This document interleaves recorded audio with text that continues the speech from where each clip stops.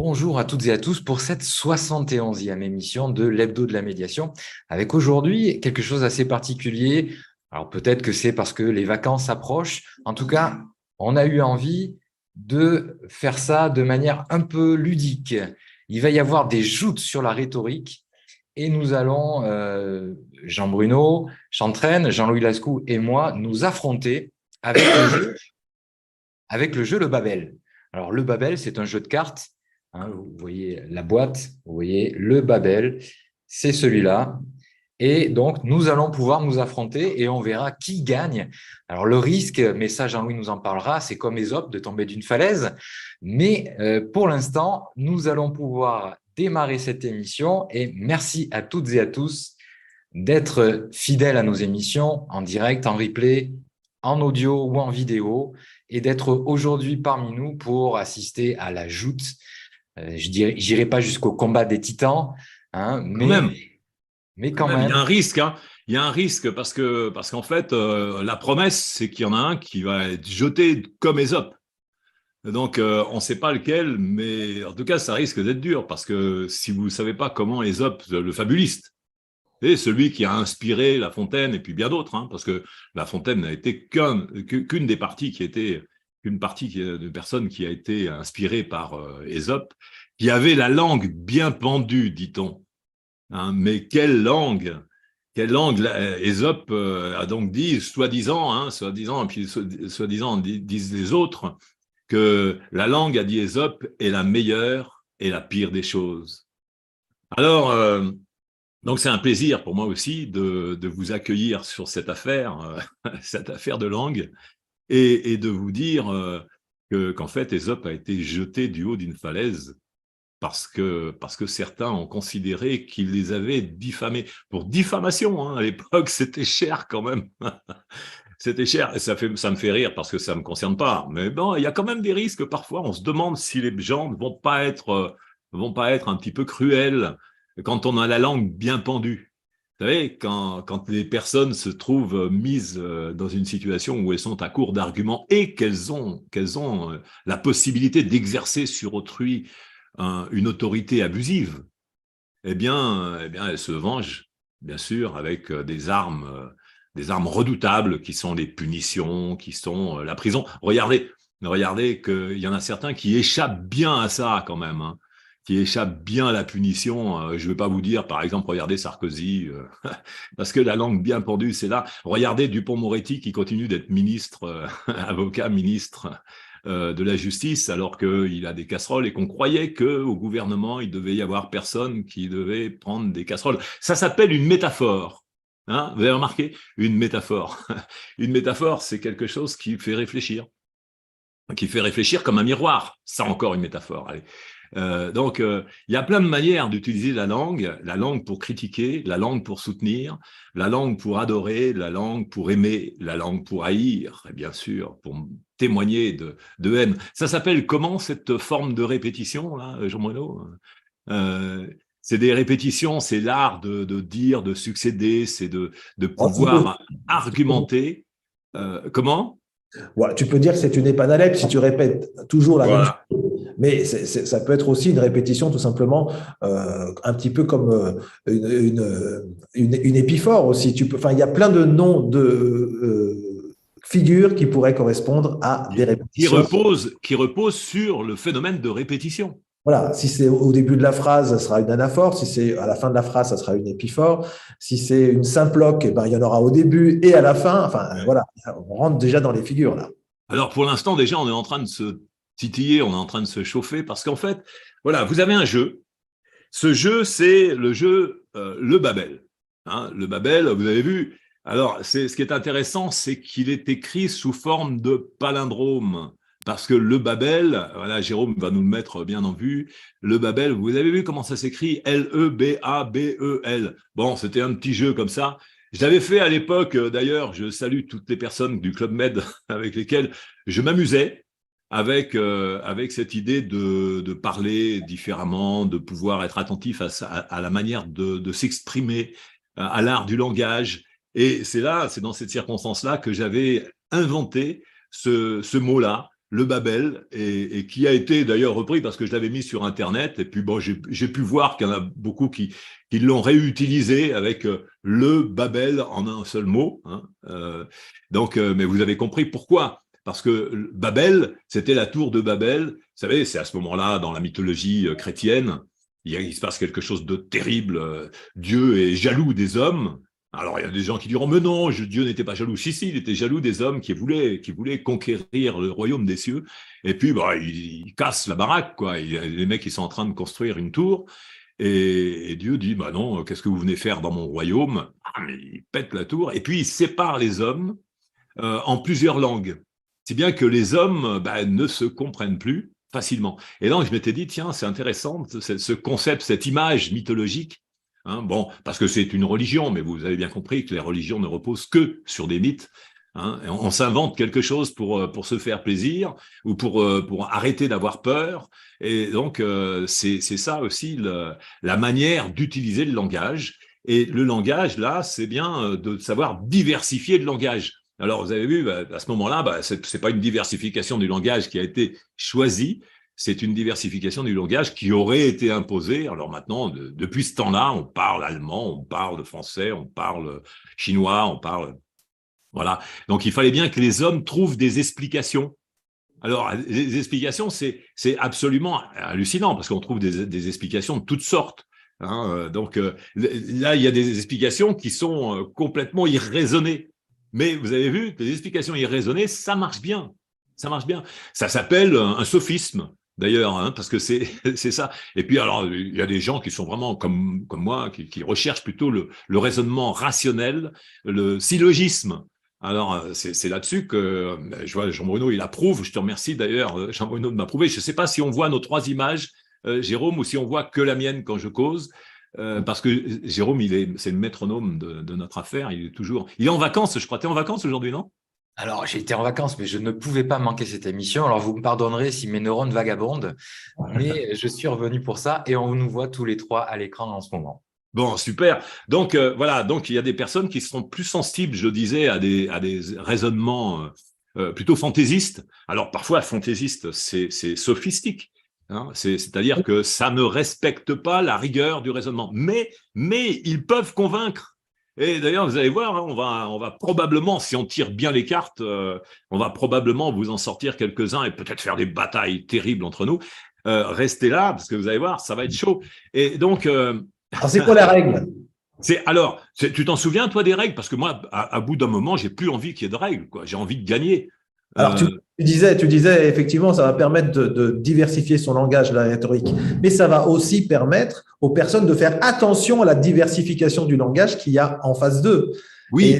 Et c'est vrai que ces histoires de jeux du Babel, c'est de jouer à l'impro et c'est d'essayer d'emmener, de nous emmener réciproquement dans des raisonnements, dans des sophismes parfois, pour en tirant le sort des cartes, avoir une inspiration et faire ce que la carte demande, c'est ça? Voilà. Alors, on a chacun un jeu de cartes, parce que comme on le fait à distance, on a chacun un jeu de cartes. Et donc, vous avez vu, on a pris la version soft du jeu Le Babel, c'est 36 cartes. Mais en fait, dans ces 36 cartes, il y a des cartes qui sont des cartes de règles. Hein. Par exemple, je vois, il y a les 7 raisonnements. Bon, celle-là, on ne va pas la mettre dedans. On va choisir seulement les cartes sur lesquelles il y a un nom au milieu. Donc, on en tire 8, c'est ça? Voilà, donc on en tire 8, hein, je sais. Alors, il faut faire attention parce qu'on les tire normalement au hasard. Alors, c'est ça, le hasard. Donc, après, vous allez bien faire comme vous voulez, mais vous pouvez choisir.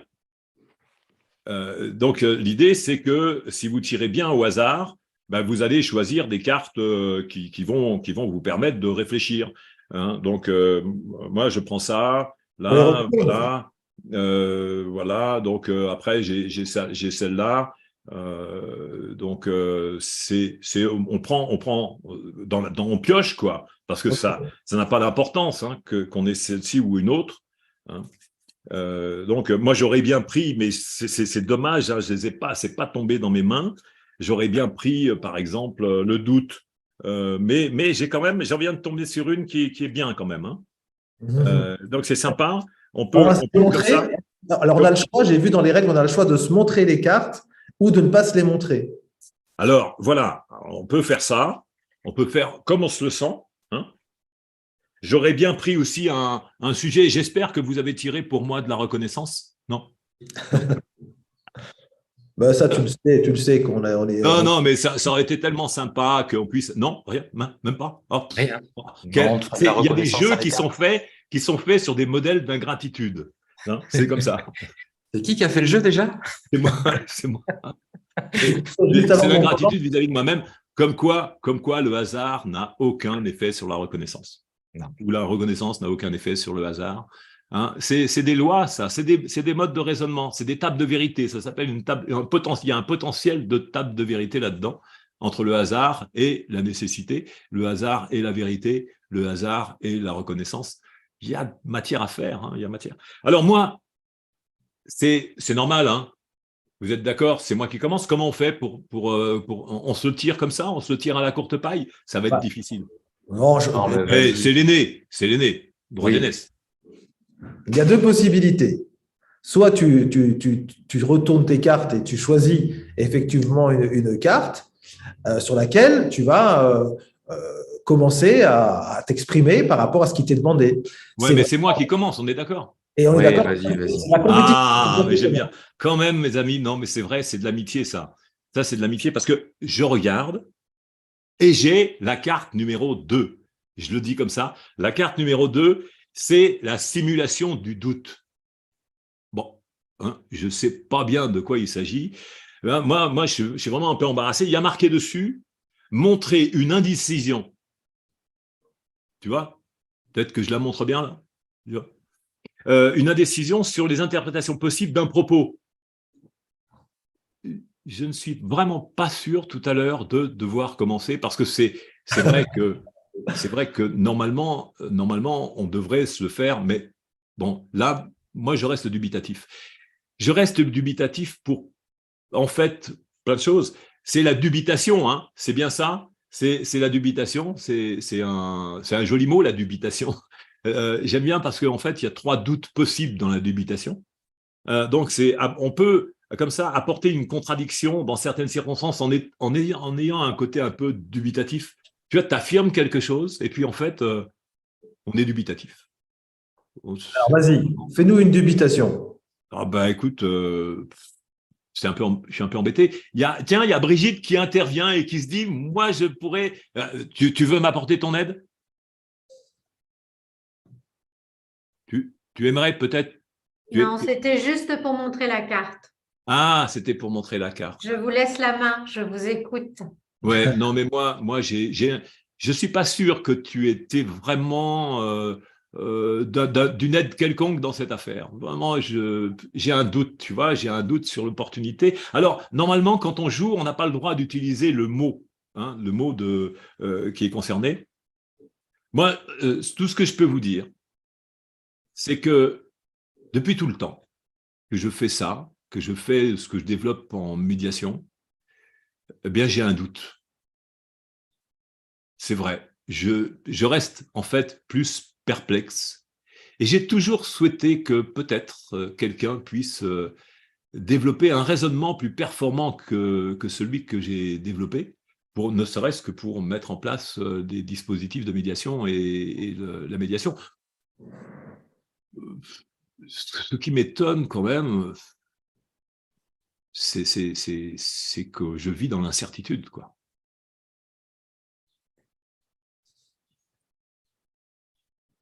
Voilà. Pas mal, il y a un mélange de doutes. Effectivement, on entend le doute émotionnel, on reconnaît différentes formes de doute. Un petit peu. J'ai passé avec succès l'examen. Ouais, mais c'est bien, c'est bien. Ouais, mais j'attire votre attention. Voilà, Jean-Bruno, je voudrais attirer l'attention de tout le monde quand même, et c'est ce que tu fais aussi, les différents types de doutes. Oui. Et oui, quand tu dis, je ne sais pas trop, j'ai eu toute ma vie des doutes, je ne savais pas si mes raisonnements étaient valides et je les ai remis en question. Et tu aurais pu même revenir au présent en disant, même maintenant, tu ne sais pas trop ce ce qu'il faut penser, ce qu'il faut faire avec ce jeu et avec, tu vois, rester vraiment bien montré que tu étais dans le doute. Mais moi, je trouve que c'est pas mal pour un début. Alors, on fait quoi? On met un point? Allez, vas-y. Merci, je vous remercie. Je vous remercie, même si ce n'est pas tout à fait ce que j'aurais aimé. Un point sur combien? Alors, c'est vrai qu'on n'a pas présenté à nos téléspectateurs les règles au niveau des points et qui va gagner et qui va perdre. Mais on va le voir. On va avoir des gens qui vont voter à la fin. Ça va être terrible. Ça va être terrible. La démocratie a quelque chose de terrible. C'est ce qui s'est passé pour Aesop. Hein. Ah oui. C'est la démocratie qui a payé.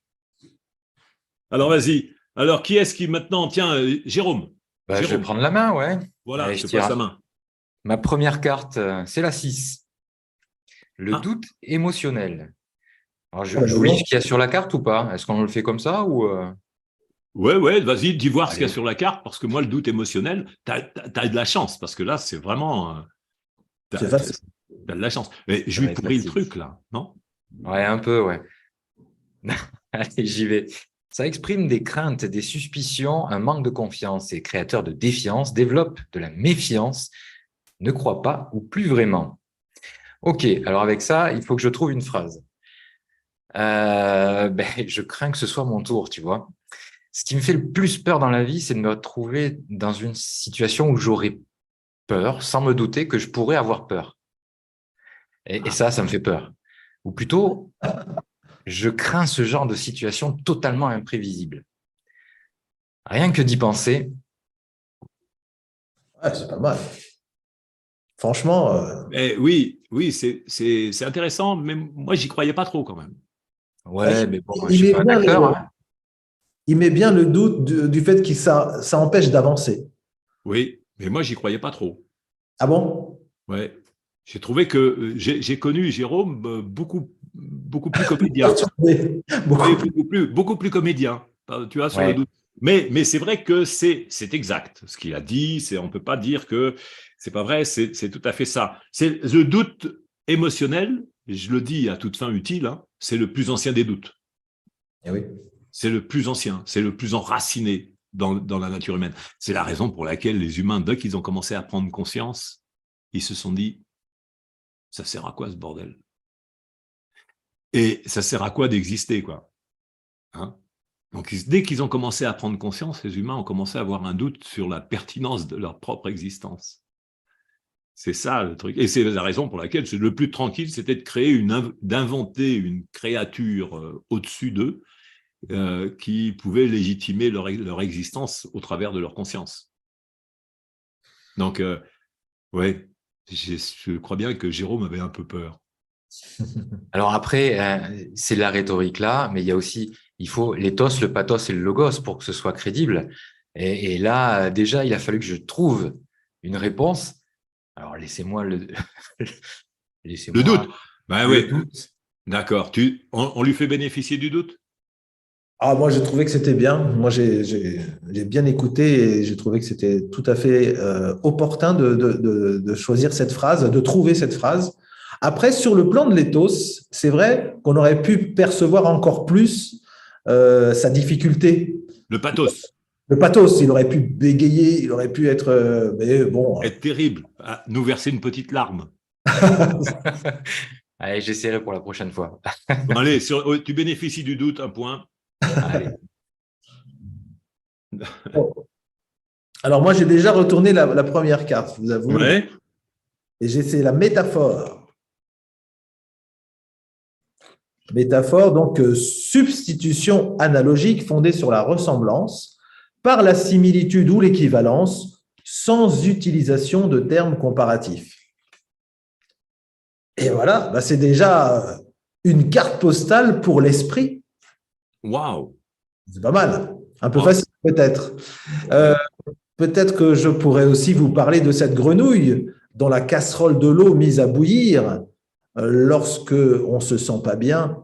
Et ce contenu de la casserole qui ne s'évapore pas, et la grenouille qui n'arrive pas à en sortir, elle est prise dans ce bain du conflit, elle n'y voit plus rien, elle est dévorée par les remords, la rancune, par la rancœur, et elle en meurt.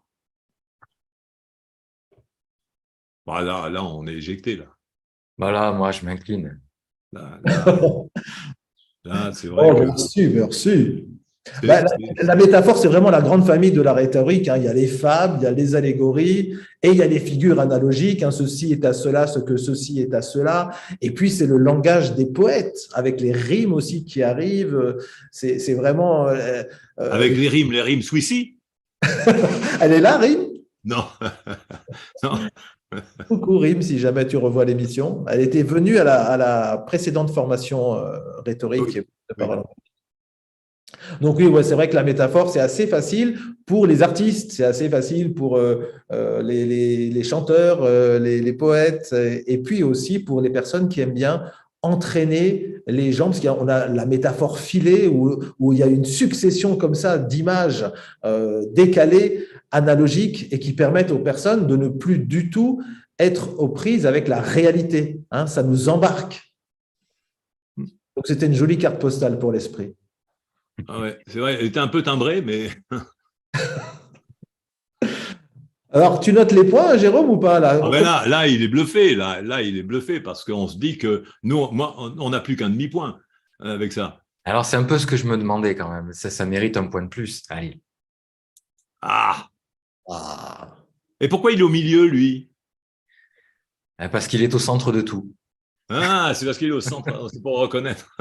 le rien du tout. J'aime bien, j'aime bien. Bon, alors, moi, voilà, je viens de tirer une autre carte. Je viens de tirer une autre carte, hein, c'est celle-là.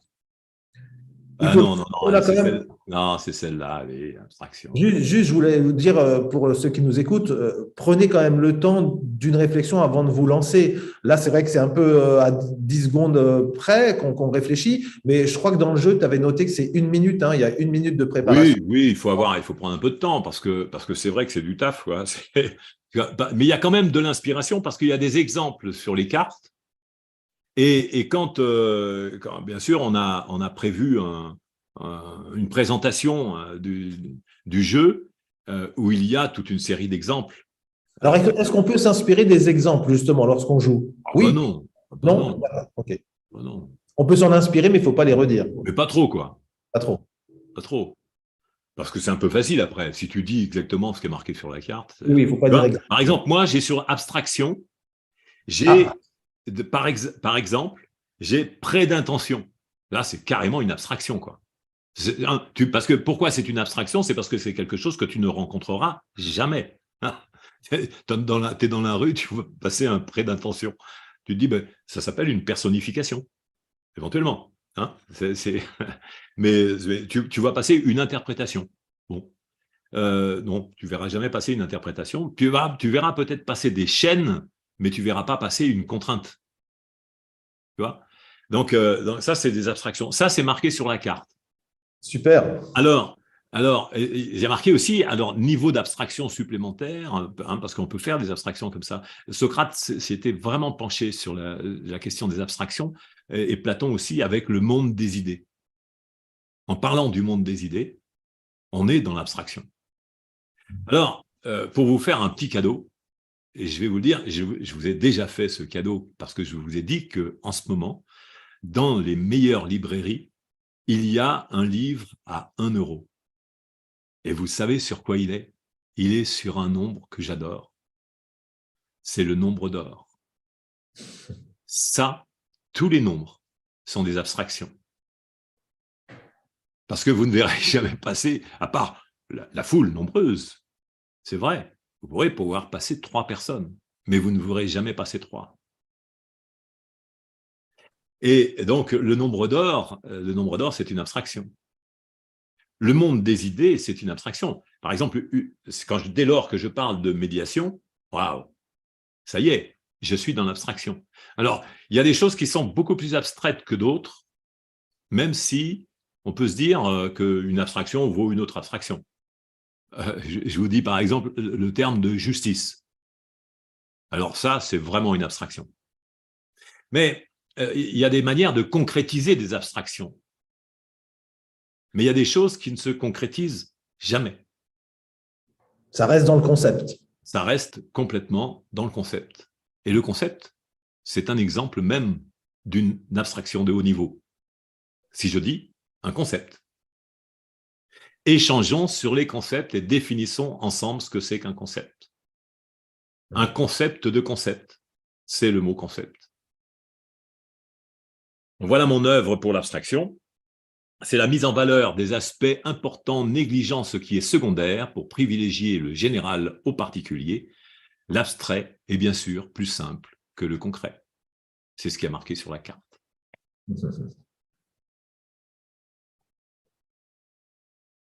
J'ai droit à mon... Ah, Tu as droit à ton point quand j'ai même. droit à mon point. Je te remercie, Jérôme. Je range ma carte délicatement. Alors, Je n'aurai je pas à dirais bien. revenir sur cette affaire. Alors, ma carte, c'est la numéro 78, la paraphrase. C'est la reprise des idées d'un auteur avec une autre formulation. Alors, je ne vous donne pas l'exemple qu'il y a dessus, vous le trouverez sur la carte numéro 78. Alors, 78, qu'est-ce que je vais vous faire comme paraphrase? Bon, il faut prendre un exemple déjà. Il faut que tu cites un exemple de ce que tu vas Déjà, je paraphraser. cherchais un auteur, tu vois, je me disais quel auteur j'ai lu il n'y a pas longtemps qui pourrait me revenir, qu'est-ce que j'ai vu qui pourrait être intéressant.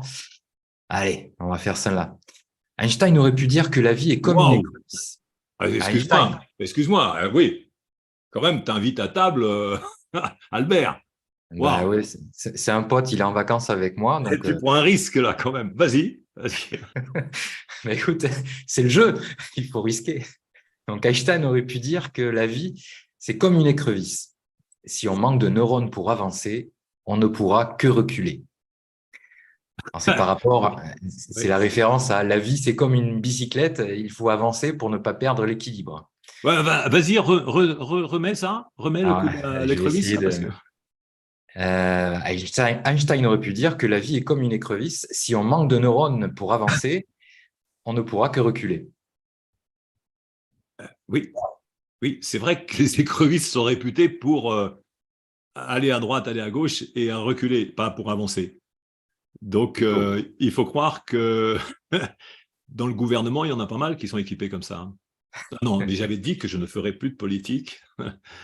Je vous salue tous, membres du gouvernement. Ouais. Bon, en tout cas, l'écrevisse, l'avantage, c'est qu'on peut la manger. Donc, ce soir, je la mangerai avec Albert. Ouais. Petite écrevisse. Bravo, en tout cas, c'est fort. En tout cas, c'est métaphorique aussi. Oui. C'est chargé, c'est du lourd. C'est du lourd. Il t'a fallu combien de temps pour préparer ça? Si j'avais pas vu la phrase d'Albert Einstein il n'y a pas longtemps, je l'aurais pas su. Mais c'est aussi ça, c'est nourrir un petit peu le jeu avec ce qu'on peut aller lire à droite à gauche pour l'utiliser dans le jeu. Ça demande aussi donc un petit travail un travail non, être ouvert à tout ce qui est à côté pour pouvoir le réutiliser en rhétorique, c'est important. Ouais, là, moi, c'est du lourd quand même. Là, les écrevisses, moi, je vois bien les écrevisses. Si on est équipé comme des écrevisses, et qu'on manque de neurones pour avancer, c'est bien ça. Hein. Si on est être équipé comme des écrevisses et qu'on manque de neurones pour avancer, on ne peut que reculer. Ouais, bon. Tu peux mettre 3 points là au moins. Ouais. Bon, avec un déjà, ce sera pas mal. Allez. Non, mission accomplie. Voilà, mission accomplie. Alors maintenant, Jean-Bruno. Allez. La gradation. Vous la voyez bien? Mais attends, tu as de la chance, toi. Ouais, c'est assez facile. Ajout dans la formulation d'une idée, la description d'une situation. La gradation relève d'une forme de constat pour donner une idée de progressivité dans l'argumentation et dans l'augmentation de l'argumentation. Donc, ça serait tentant de commencer par une métaphore pour parler. Tu l'as fait tout à l'heure, la métaphore, non? Oui, mais je pourrais recommencer par une métaphore. Je commencerai par une marche. En progressant, j'irai jusqu'au palier, de marche en marche, et puis j'irai bien même jusqu'à l'étage. J'irai bien même jusqu'en haut de l'immeuble, parce que ma vie est faite d'étages, ma vie est faite de caps, et je les passe et j'avance, et rien ne m'empêche d'arriver au plus haut. Cyrano, le cap. Ah oui, oui, que dis-je? C'est un cap, c'est une péninsule. Voilà. Donc, ça aussi, c'était une gradation. Oui, bien sûr. Ah bah tout. Ça aussi, c'était une gradation. Super, super, super. Ça marche pour un escalier, non? Ça marche. Ouais, voilà, en tout cas, il faut faire du rajout. Je pense que la Ouais. gradation, il faut ne pas avoir peur de rajouter sans être quand même dans la surenchère, hein. Donc, la surenchère, elle est plus connotée affectivement et émotionnellement. Donc, la gradation, on reste quand même rationnel quelque part. On reste avec une image qui nous laisse dans la méthode et dans quelque chose de déductif. Mais Ouais. elle va provoquer de l'émotion quand même. Oui, donc tu as 1000 points. Ah oui, j'ai mis le point là. Là, c'est la marche de l'empereur là. Ah, c'est une jolie métaphore aussi. Décidément, décidément on va se retrouver. On va se retrouver sur le palier. On a des cartes faciles. Bah, c'était facile. Là. Ah, la nouvelle carte que j'ai tirée, ben, c'était celle que tu as tirée tout à l'heure. Ah ouais? Ouais. On fait, ah ben il y a bataille alors. Mais non, Ben non, c'est pas dans le même il aurait tour. fallu qu'on les tire ensemble. Oui, d'accord, d'accord, d'accord. Donc là, moi, je vais essayer de ne pas faire une métaphore. J'ai été un spécialiste de la métaphore. Hein. Donc, tu as déjà piqué celle de la grenouille. Il y a déjà pas mal de fables des fables. Je vais pas sortir une fable connue, quoi, parce que c'est vrai que c'est tentant. C'est vrai que c'est tentant. J'avais proposé assez récemment une fable qui m'avait bien plu sur le mensonge et la vérité. Vous savez, la vérité qui se retrouve toute nue. C'est tellement beau, la nudité. Mais peut-être la nudité est parfois plus jolie que la vérité. Mais, mais la vérité, c'est pas gênant. Ça ne gêne que ceux qui préféraient un mensonge. Non? Donc, ça, c'est un raisonnement. Mais donc, je me suis dit que à la place de la vérité et du mensonge, je pouvais faire une fable avec l'intelligence et la bêtise. Alors, je suis toujours tenté de pouvoir dire, tiens, je pourrais faire une fable entre la médiation traditionnelle et la médiation professionnelle. Mais c'est trop facile. Non, c'est trop facile. Maintenant que j'ai parlé de l'intelligence et de la bêtise, tout le monde va faire le parallèle en disant oui, ce qu'il est en train de dire, c'est qu'il y a équivalence et similitude. Ce n'est pas une analogie que je veux faire, C'est une c'est une métaphore. métaphore. Alors, sur la métaphore, donc, j'imagine bien l'intelligence qui rencontre la métaphore, qui rencontre. Je commence à me prendre les pieds dans le tapis. Ouais, attention, tu vas perdre un point. Attends, je me prends les pieds dans le tapis. C'est une métaphore. Bien Celle-là, joué. elle marche aussi. D'accord. Il s'est bien rattrapé. Et ça marche. Oui, mais tu ne l'avais pas vu. Donc ça devrait compter un point de moins pour toi qui n'as pas vu ma métaphore. Hein. Donc, restons quand même, si vous permettez, sur l'intelligence et la bêtise. Donc, l'intelligence, elle voit la bêtise qui l'insulte. Pourquoi tu m'insultes comme ça? Pas de raison. Et puis, bah, l'intelligence, c'est un malaise, quoi. Tu vois. Alors là, ce qu'il faut voir, c'est une métaphore par personnification. Voilà, je te remercie de bien le noter. Ouais, ouais. Non, mais je suis obligé parce que je sais que j'ai des adversaires redoutables. Donc, l'intelligence, alors, elle réfléchit, elle est là, comme ça, et puis elle perd beaucoup de temps à réfléchir. Tandis que la bêtise, elle réfléchit pas. Elle réfléchit pas, et puis elle va, elle court, elle prend tous les trucs qui se passent, etc.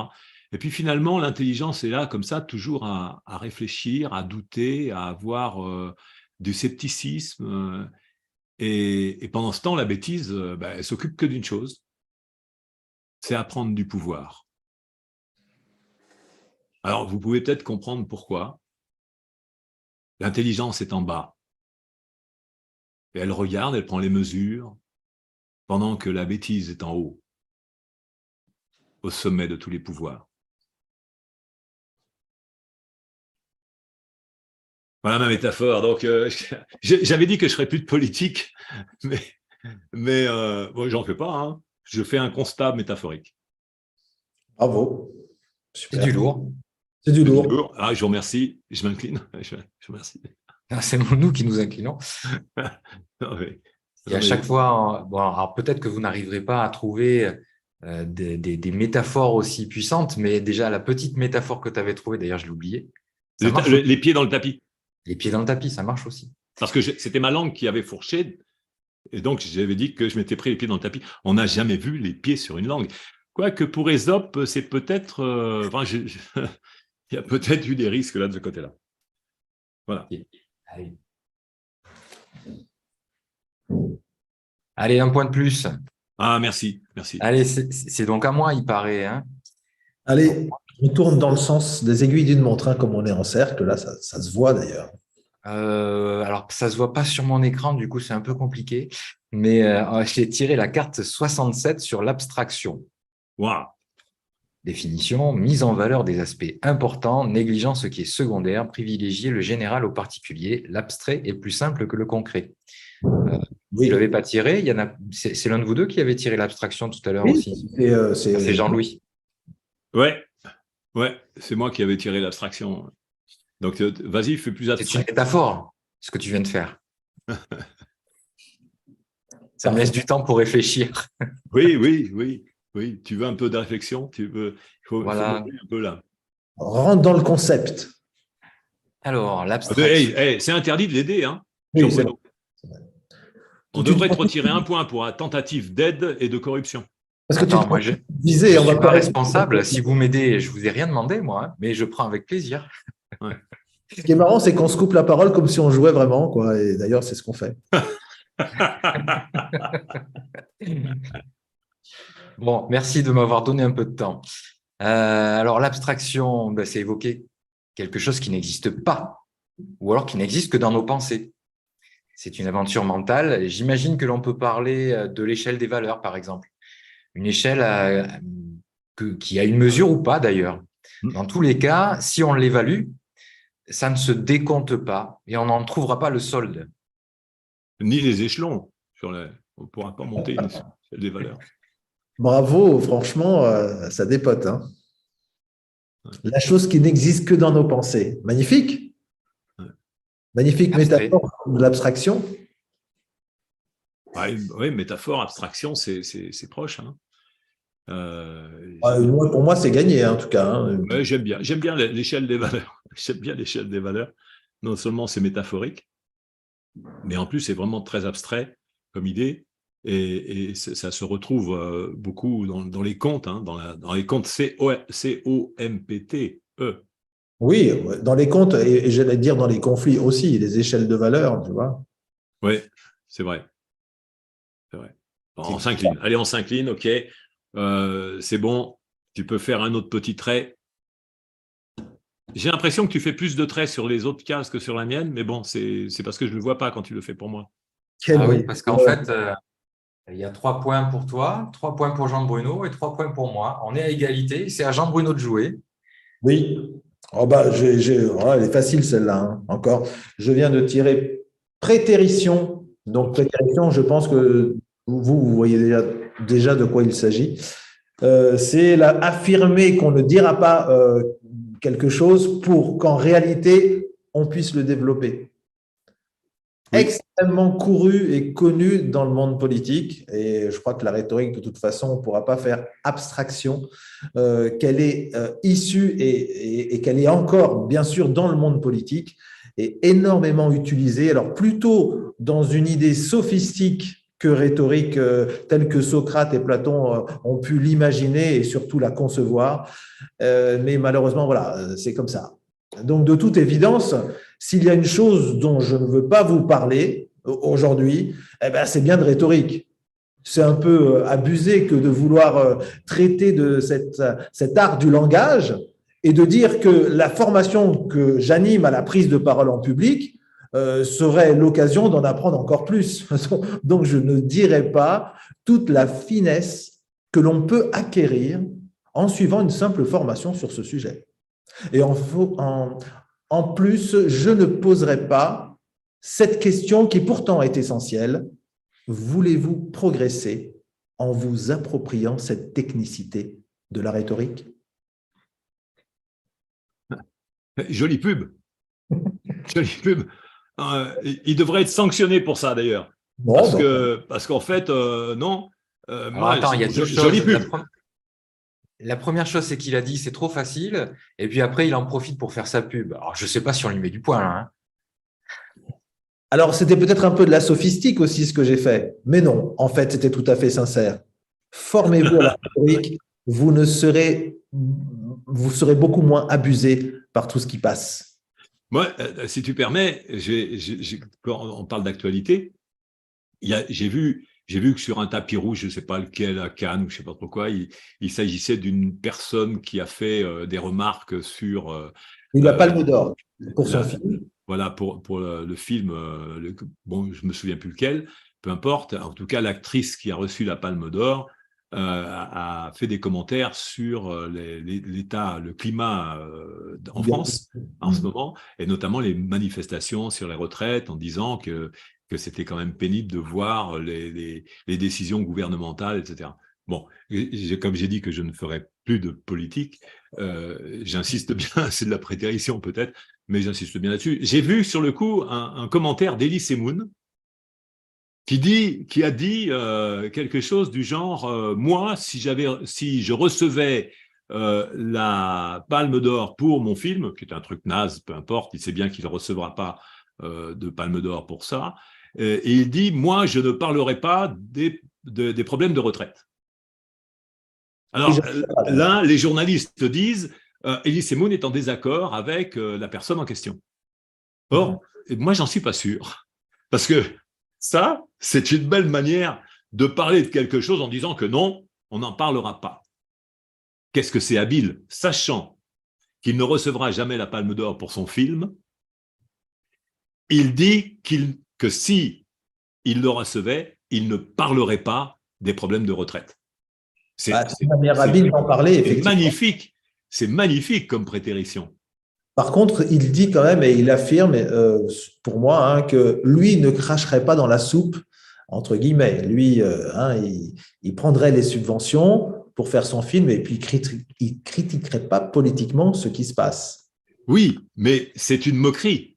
Parce que de dire ça, c'est quand même, c'est un humoriste. Oui. Il ne faut pas oublier. Et donc, il joue du paradoxe.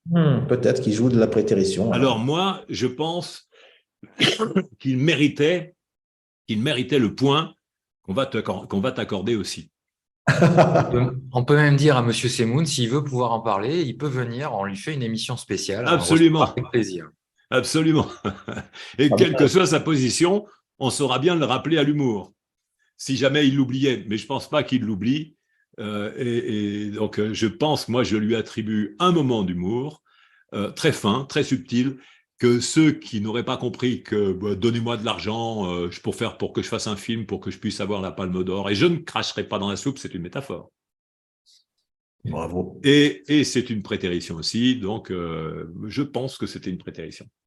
Moi, j'aime bien l'idée de la prétérition qui reste aussi dans le fait de cacher tout en l'exacerbant une émotion. La personne qui ne prétend ne pas être en colère alors qu'elle est extrêmement fâchée à l'intérieur. Tu vois ce que je veux dire? Et ça transparaît. Et pourtant, elle dit non, mais non, je ne suis pas en colère, mais non, je ne suis pas fâché. Et c'est une forme de prétérition, je dirais, inconsciente de la personne. Il ne faut pas oublier que la rhétorique, elle est partout. Elle n'est pas que dans les laboratoires de rhétorique, elle est dans la vie de tous les jours. Oui. Alors, Jérôme? J'ai accordé le point. Hein. Ah, tu as déjà accordé le point. Ah ouais. Merci Jérôme. Merci Jérôme. Comment va-t-on faire pour vaincre quoi? Alors moi je vais tirer une autre carte. On est vraiment à chaque fois dans les images là, parce que là ça pousse un peu plus loin. Ça pousse un petit peu plus loin. Je vais le montrer. On ne voit pas très bien. Pas très bien. La carte numéro 13. Tu la vois mieux là? Raisonnement analogique. C'est raisonnement analogique. Alors, voilà. Ah ouais, on voit pas bien. Non, c'est flou, c'est flou. Raisonnement analogique, quoi qu'il en soit, c'est marqué dessus. raisonnement analogique, c'est la carte numéro 13, traitement de l'information par association d'idées et d'expériences en termes d'équivalence et de similitude. C'est trop beau. C'est entre des choses de nature ou de classe différentes. Hein. Donc, je vous ai déjà fait le raisonnement analogique, c'est de dire que, en fait, le droit est au système judiciaire, ce que l'ingénierie relationnelle est à la médiation professionnelle. Bon, ça, c'est du classique, hein. Mais c'est du classique. Alors, dans le raisonnement analogique, vous allez voir que ça va très, très loin parce que j'ai retenu une idée de Voltaire. L'idée de Voltaire, c'était de dire que vous avez remarqué que l'univers est complexe comme une horloge. Et donc, comme il y a un horloger pour fabriquer une horloge, il en déduit qu'inévitablement, dans l'univers, il doit y avoir un horloger. Ça c'est le raisonnement de Voltaire. Et un vrai syllogisme, un syllogisme parfait, rigoureux. Alors, qui paraît être un syllogisme, mais la base est quand même à questionner, parce que c'est un raisonnement analogique. Complètement. Et il faut faire très attention au raisonnement analogique, parce que justement, ça peut être très trompeur.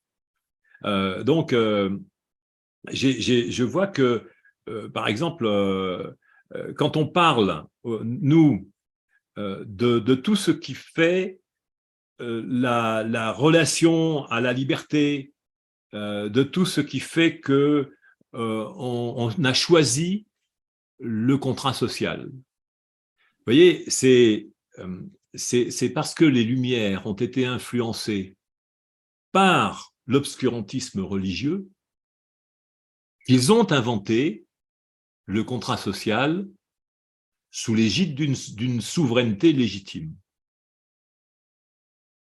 Donc, vous voyez, c'est le système qui est là, c'est un raisonnement analogique. Donc, c'est parce que les Lumières du XVIIe siècle, hein, tous les gens qui ont réfléchi à savoir comment construire et inventer une nouvelle société, ils étaient influencés par l'environnement religieux et ils ont comme ça développé le paradigme du contrat social. Avec ce que ça implique, le contrat social, c'est la servitude volontaire. Et ils ont mis la liberté comme étant une illusion. Et ça, c'est une vaste discussion. Parce qu'en fait, à notre époque, nous pouvons plus facilement rompre avec ce système de crédulité des Lumières, parce qu'eux-mêmes, je vous le rappelle, étaient influencés par 1700 ans, et encore avant, hein, de construction mythologique, et de se dire, il y a une souveraineté naturelle, et une souveraineté universelle. Donc aujourd'hui, on peut se dire, non. En fait, si on change, quand on fait le changement comme ça, on peut se dire que le contrat social est aux Lumières, ce que nos réflexions d'aujourd'hui sont à l'entente sociale. Et là, on a un carré avec des correspondances, c'est-à-dire que l'entente sociale est au contrat social, ce que les Lumières sont à l'état de notre réflexion aujourd'hui. Aujourd'hui, nous ne sommes plus tenus par les brides de la pensée, je dirais religieuse. Donc, et si vous voulez en savoir plus, eh bien vous pouvez vous procurer mon livre. Si vous ne vous occupez pas des brides de votre pensée, eh bien d'autres s'en saisiront. Je fais comme Jean Bruno, je me fais de la pub. Aux éditions Les Impliqués. Bravo, en tout cas. Super raisonnement analogique. C'était aller chercher. Hein. Ouais. Quand tu parlais de Voltaire, c'était bien parce que c'est vrai. Alors, il a dit quoi, Voltaire? Voltaire, il a dit que l'univers est complexe comme une horloge. Ouais, c'est ça. Donc, il doit y avoir un horloger. Alors, c'est marrant parce que c'est fait comme un syllogisme et on peut déjà tout de suite contredire le fait qu'il dit l'univers est complexe comme une horloge. C'est presque une métaphore d'ailleurs. S'il avait dit l'univers est une horloge, ça aurait été une métaphore. Mais oui. Complexe comme une horloge, on peut tout de suite démonter la première prémisse, hein, même si c'est une prémisse générale, majeure, on pourrait tout de suite dire que, attention, Non. Mais c'est difficile. C'était très difficile à l'époque. C'était très difficile à l'époque de pouvoir contredire cette idée-là parce que les personnes étaient prêtes à croire. Oui, communément, tout le monde était d'accord sur le fait que de toute façon, on était issu d'un horloger, d'un créateur. Oui. Tout récemment, moi, j'ai assisté à une discussion qui était vraiment très intéressante avec des personnes, on a échangé sur le fait que l'univers n'avait pas été forcément créé, qu'il existait bien en amont, et puis qu'en fait, l'univers a toujours existé. Et il y avait des personnes qui étaient là, qui étaient vraiment en difficulté pour pouvoir annoncer cette idée-là, énoncer cette idée-là de l'univers a toujours existé. Je dis, mais c'est pas possible, parce que regardez bien, nous, on commence. Et quand la réponse a été, ben non, toi, tu commences peut-être dans ta conscience, mais en réalité, génétiquement, bah, tu as commencé bien avant. Et c'est pas toi, tu n'es qu'un élément d'une continuité. Donc, est-ce que l'humanité a toujours existé? Elle a toujours existé en potentiel du fait qu'elle existe. Et ça, c'est très perturbant parce que ce sont des raisonnements aussi entre l'analogie et le raisonnement logique. Bien sûr. Parce que toutes les personnes sont embringuées par leur représentation et l'image qu'ils se font de l'existence. Donc voilà, sur le raisonnement analogique, j'ai le sentiment d'avoir accompli ma mission. Vraiment. Et je vous invite bien évidemment à être vigilant sur les raisonnements analogiques parce qu'il y en a beaucoup et qui sont vraiment sidérants, étonnants pour notre époque. Regardez comment ça s'est passé par rapport à par exemple, la vaccination obligatoire. C'était des raisonnements analogiques. Et regardez aujourd'hui ce qui se passe dans le rétablissement de certaines vérités. Donc, attention aux raisonnements analogiques. Ils sont efficaces. Ils sont là présents dans beaucoup de discours. Mais pourquoi ne pas les utiliser? C'est charmant. C'est charmant, exactement. Ils avancent sur le probable, sur le préférable, et du coup, ils nous entraînent dans nos émotions et dans la confiance qu'on peut attribuer à certaines choses déclamées comme des vérités. Voilà. Donc, merci bien, merci pour le point. Oh bah oui, là, tu l'as eu haut la main. Effectivement. Alors, ça va être mon tour. Déduction, la numéro 009. Bon, c'est pas James Bond, mais c'est pas loin. Procéder par élimination selon des règles logiques, mise en relation des causes et des conséquences et décompte, soustrait, opposé à l'induction. Ok. Alors, non, c'est pas dur une déduction, ça va. Allez, je vais aller chercher un truc. Il a fallu à mon frère environ 9 heures pour faire un voyage de 8000 km. Bon, c'est assez facile de déduire que mon frère n'a pas fait ce chemin-là en vélo, en voiture, à pied, ni en train. Hein. 8000 km en 9 heures, ça va être un peu compliqué. Donc, il a pris un avion. À moins qu'il soit fait tirer par un élastique. Parfait, super. C'est un homme canon. Canon. Ah ouais, c'est bon. Et tu as bien vu le truc et tout ce qui se calcule permet à l'argument précédent de déduire et de démontrer l'argument suivant. Donc là, c'est vraiment ce que tu as fait. Bravo. Il faudrait pas qu'il y en ait un autre, quoi. On a chacun 4 points, donc on est à égalité. D'accord. Donc c'est le paradoxe. Voilà, c'est une idée. On est dans une situation où on va être obligé de réfléchir comment faire perdre quelqu'un. Hein, donc, parce que là, je vois l'heure qui tourne, on est déjà à 13h25, on va réussir à aller jusqu'au bout de ce jeu. On est à la moitié du jeu, là, avec ta carte, on aura fait 4 cartes chacun. Je pense qu'il serait opportun de ne pas aller beaucoup plus loin, mais te laisser finir le tour pour voir si oui ou non tu vas l'emporter. Et si tu l'emportes, tu nous dois l'apéro. Alors, paradoxe. J'ai prononcé le mot tout de suite. Incroyable. Paradoxe. Alors, 82, la carte 82. Carte 82, affirmation contraire à l'opinion commune, laquelle est considérée comme vraie. Énoncé entraînant une impasse dans le traitement de l'information. Alors après, si on lit les exemples que tu as mis sur paradoxe, et qui a commencé, l'œuf ou la poule? Je mens. faux, dit le menteur. Alors, la simplicité d'un paradoxe est liée à son énigmatique complexité. Un problème sans solution n'en est pas un. OK. Donc, oui, le paradoxe, il est assez proche aussi du raisonnement déductif. Il va provoquer quelque chose avec deux possibilités, parfois poussant jusqu'à l'absurde. Alors évidemment, vous connaissez sûrement l'histoire de l'emmental, et qui est un vrai syllogisme rigoureux, mais qui contient une notion de paralogisme. Le sophisme trompe, le paralogisme trompe sans le vouloir, on va le dire. Donc, c'est un raisonnement qui embarque comme ça, mais pas avec l'envie ou le dessein de vouloir manipuler. Et je pense à l'emmental parce que peut-être que vous connaissez ce syllogisme, ce paralogisme plutôt. Je dirais que dans l'emmental, il y a des trous. Et plus il y a d'emmental, plus il y a de trous. Plus il y a de trous, donc moins il y a d'emmental. Donc, plus il y a d'emmental, moins il y a d'emmental. Élémentalement, monumentalement.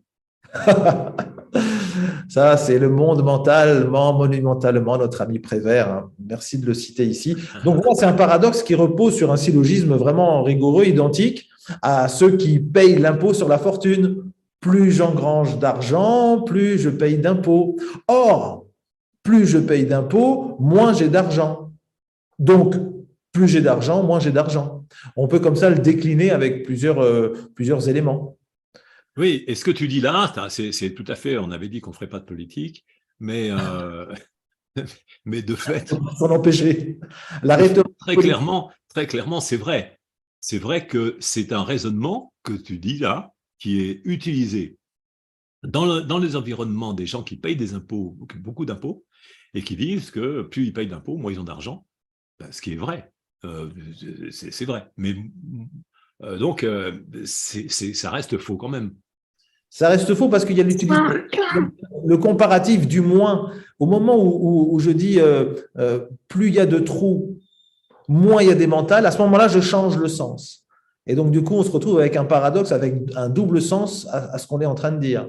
Le moins, le comparatif moins, opère vraiment cette bascule qui nous fait nous retrouver dans un paradoxe absurde. Plus il y a d'emmental, moins il y a d'emmental. Plus j'ai d'argent, moins j'ai d'argent. C'est rigolo. En plus, l'argument est totalement fallacieux. C'est ça. Comment L'argument est fallacieux. Plus il y a quand tu dis plus il y a de trous, moins il y a des mentales. Mais non, c'est pas vrai.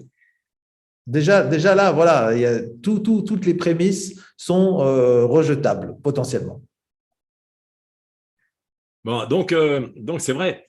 C'est vrai qu'on peut continuer comme ça, on ne s'en lasserait pas parce que nous, on est prêts, on a d'autres cartes encore, mais je pense qu'on pourra continuer, on pourra en faire un autre, non? Qu'est-ce que les gens vont penser de notre jeu? Parce qu'on a encore, moi j'ai encore le raisonnement déductif, j'ai un sophisme. Attends, on n'a pas un des trucs comme ça? Après, j'ai le raisonnement déductif, après j'ai le sophisme, j'ai le syllogisme, j'ai le raisonnement déductif. Voilà. Moi, j'ai un raisonnement inductif. Qui est-ce qui a un sophisme? Sophisme, ouais. Présent, et syllogisme aussi. Ah, j'ai le syllogisme aussi. Et j'ai raisonnement inductif. Alors, il est 29. Qu'est-ce qu'on fait? On en refait une autre et puis pour l'instant, on dit qu'on est à ex-aequo. Ouais, on peut faire ça, ou on peut se dire, bah tiens, on pourra se réamuser en prenant la suite de nos cartes, pourquoi pas. Moi, je trouve que c'est assez distrayant. Peut-être pour nous, mais peut-être pas pour ceux qui nous regardent, je ne sais pas. Mais à la limite, on s'en fout que ça leur plaise pas. Le principal, c'est que nous, on s'amuse. Ce qu'on pourrait aussi faire, c'est si vous êtes intéressé par le jeu, vous pouvez le télécharger et puis peut-être venir avec nous sur le plateau pour jouer. Bah oui, ça c'est notre possibilité. Il va falloir que vous vous prépariez quand même, parce que vous avez vu, on est quand même assez affûtés, nous. On est prêt. On est prêt à la bagarre. Et donc, c'est vrai que ce qu'il y a d'intéressant, c'est que c'est très riche. Et que plus on maîtrise ce genre de raisonnement, plus on maîtrise ce genre d'argument, plus on est à l'aise pour pouvoir discuter, répondre, avoir de la spontanéité dans les réponses. Exactement. Combien de fois je me suis dit quand j'étais gamin, j'étais dans des réunions, par exemple, au ministère de la Consommation, au ministère des Finances, au ministère du Logement, de la Santé, des trucs comme ça. Je me trouvais dans des réunions pas possibles. Quand la gauche était arrivée au pouvoir, j'avais dit que je ne ferais plus de politique. Donc, en fait, je suis en train de vous annoncer que je vais en faire, mais c'est une prétérition. Alors, quand j'étais là, il y avait des gens qui étaient très, très habiles dans les réunions. Moi, j'arrivais avec mes idées, avec des idées nouvelles la plupart du temps, parce que c'était que des vieux routiers qui étaient là et puis qui n'avaient pas vraiment d'idées nouvelles. Et donc, moi, j'arrivais avec mon agitation cérébrale. Et à la fin de la réunion, une fois que tout le monde avait parlé, que moi j'avais parlé, que j'avais dit ce que je proposais, il y avait un type qui systématiquement faisait la synthèse des réunions quand on se rencontrait. Et avant que le scribe de la réunion, le secrétaire de la réunion, qui était dans un ministère, prenne note, avant qu'il fasse la synthèse lui-même faisait la synthèse. Et il s'appropriait d'une manière subtile tous les arguments qu'il avait trouvés qui étaient pertinents dans les échanges. Il terminait la réunion. Et moi, j'étais systématiquement déconcerté, quoi. Parce que je me disais, mais c'est un pirate, le mec. Mais il était habile. En fait, j'ai mis du temps à comprendre que lui se préparait à faire cette synthèse, tandis que moi, je me préparais juste pour apporter mes arguments. Et je ne préparais pas vraiment mes interventions. Donc, ce que je vous propose, c'est de travailler la rhétorique, c'est de travailler et de préparer à chaque fois vos réunions, de préparer non pas la réunion d'une manière organisationnelle, qui va prendre la parole, quand ça va se passer, etc., mais de préparer votre posture, votre réflexion. Et vous voyez, quand vous préparez une réunion, le type en question, il avait du talent, il avait toujours une petite métaphore, il avait toujours un petit raisonnement qui était vraiment fort, et j'ai discuté avec lui. Et il m'a dit, Jean-Louis, tu ne te prépares pas. Et ça a été une leçon dans ma vie aussi, parce que il s'appelait Michel Houtin. Hein, donc, bon, maintenant il a disparu de la surface de la planète, probablement, parce que c'était quelqu'un qui avait un âge honorable. Mais voilà, Michel Houtin, qui faisait partie d'une association de consommateurs, comme moi d'ailleurs, je représentais une association de consommateurs, et donc il avait cette finesse d'esprit de pouvoir faire des synthèses, d'avoir des images implicatives. Mais il y avait quelque chose qu'il loupait tout le temps, c'était l'art de la reconnaissance. Il était d'une ingratitude, mais sauf dans cette discussion qu'on avait eue en privé, quelque chose qu'il n'aura jamais dit en public. Il m'a dit, mais vraiment, tu devrais te préparer, parce que ce que tu fais, c'est intéressant, mais ta manière de t'y prendre, ça ne va pas. Alors, peut-être que j'ai progressé, peut-être, c'est pas sûr. Mais écoute, je vais faire une petite synthèse, justement, si tu permets, de ce que tu viens de dire. Qui a gagné? Qui a perdu? Eh bien, on vous laisse deviner.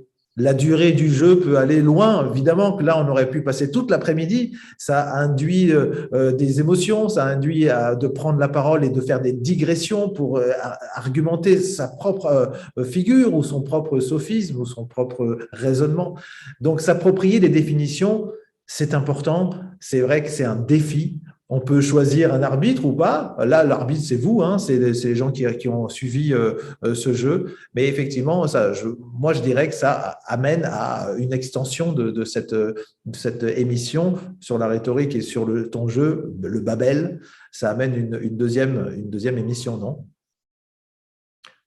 Qu'est-ce que je dirais encore? Sinon, je dirais que en attribuant à un inconnu une idée de potentiel de rhétorique, même si c'est un peu exagéré, on peut se retrouver comme ça, embarqué dans des définitions, dans une application et une implication du discours et de la persuasion, de la séduction aussi, de l'éthos, de logos, du pathos. Moi, c'est vrai que les formations que j'ai faites jusqu'à présent, elles ont donné des bons résultats, les personnes sont contentes. C'est l'histoire de la rhétorique, cette formation. Elle est passionnante. Elle prend son attache en 485 avant Jésus-Christ, avant tout pour réparer l'injustice ou convaincre les personnes de réparer les injustices. Et ça continue ensuite avec cette manière d'amener les personnes, de plaire, de séduire. Et du coup, les orateurs qui viendront, les orateurs en herbe qui viendront à cette formation vont apprendre à débloquer tout ce qui les freine dans l'art de persuader. Et bien sûr qu'ils sont les bienvenus. Maintenant, on en voit de plus en plus fleurir des orateurs à la télévision, sur les réseaux. Et cette formation, donc, elle est à destination de tous ceux qui vont vouloir développer leur assurance en matière de prise de parole en public. Vous allez découvrir des aspects insoupçonnés de votre émission, de votre réception et de votre traitement de l'information, en travaillant notamment sur votre support, sur votre véhicule, votre corps, en travaillant vos articulations, vos muscles. Vous allez sentir de la chaleur, vous allez sentir de la vibration. Vous allez aussi apprendre à respirer et à donner de l'ampleur à vos discours en sachant placer vos voix et en alliant la rigueur d'un contenu organisé du discours avec les moyens mémotechniques de projeter ce discours de manière convaincante et aussi de travailler sur le stress qui existe toujours avant l'intervention. Voilà, c'est ce que je dirais en synthèse de cette émission. Donc, je te remercie d'avoir eu l'idée, Jean-Louis, parce qu'elle permet effectivement de parler aussi de cette formation. Bien, merci Jean-Louis. Et je te redonnerai la parole si tu la veux bien, mais peut-être que tu veux le faire dès maintenant pour répondre à Jean-Bruno avant de conclure. Oui, parce que moi je le dis, Jean-Bruno, c'est vrai, du talent, l'art de communiquer. L'art de communiquer, c'est jouer avec la langue, hein, on est bien d'accord? C'est jouer avec la langue qui est appelée à tourner 7 fois dans sa bouche. Avec la langue natale aussi. Oui, mais la langue est appelée à tourner 7 fois dans la bouche, alors qu'elle fait tourner les têtes. Ah, joli. Donc, moi, si vous voulez apprendre, c'est vrai, je vous dis, allez suivre la formation avec Jean-Bruno. Vous serez les bienvenus. J'avais suivi la première, on a bossé dessus, on a fait quelque chose de formidable. Donc, il a fait une petite formation, enfin, que je dis une petite, il a fait une formation avec un petit groupe là, tout récemment. Et il y en a d'autres qui sont programmés. Donc, n'hésitez pas à vous inscrire et à la recommander. Je vous remercie beaucoup de votre attention. Et puis, on va remettre, si ça vous intéresse, on remettra le couvert de cette formation et on vous invitera à table de la rhétorique. Alors, petit détail quand même, la formation, si vous voulez plus d'infos sur cette formation, vous allez sur epmn.fr. C'est la formation Maîtriser l'expression orale et la prise de parole en public. Vous avez les liens dans la discussion sur YouTube, mais aussi dans la discussion ici. Merci à vous deux d'avoir aussi bien… alors ben là, maintenant que l'émission est finie, je ne trouve plus mes mots, mais en tout cas d'avoir croisé le fer avec brio. Et des demandes d'ailleurs sont faites pour qu'on continue, donc peut-être qu'on fera une deuxième émission. N'hésitez pas à nous le signaler si vraiment vous voulez refaire une émission et participer. Envoyez-nous un message, laissez-nous un commentaire sur la vidéo. Nous prendrons en compte évidemment vos demandes. Alors, 2 événements majeurs pour la semaine prochaine, puisque cette émission se conclut. Il y a un webinaire Préventica sur la QVT et la QRT, 2 paradigmes dans la culture d'entreprise. Alors, je vous invite à ne pas le louper. C'est mardi 6 juin à 14h30 et vous pouvez vous inscrire sur le site de Préventica. Et le deuxième événement, bien c'est l'hebdo de la médiation qui a lieu mercredi à 12h30, qui sera sur la médiation dans les établissements de santé avec les représentants d'Hospi Médiation qui viendront nous présenter leurs actions et il y aura du monde sur le plateau. Ça risque d'être très, très intéressant. Alors, vous pouvez évidemment commander le jeu de cartes, le Babel, qui est sur la boutique de l'EPMN et si je la mets dans le bon sens, c'est mieux. Mais vous avez aussi le lien pour la télécharger dans les commentaires sur YouTube et vous l'aviez aussi là dans la discussion. Merci à toutes et à tous de votre intérêt, de votre joie de partager avec nous la rhétorique et à mercredi prochain pour une nouvelle émission.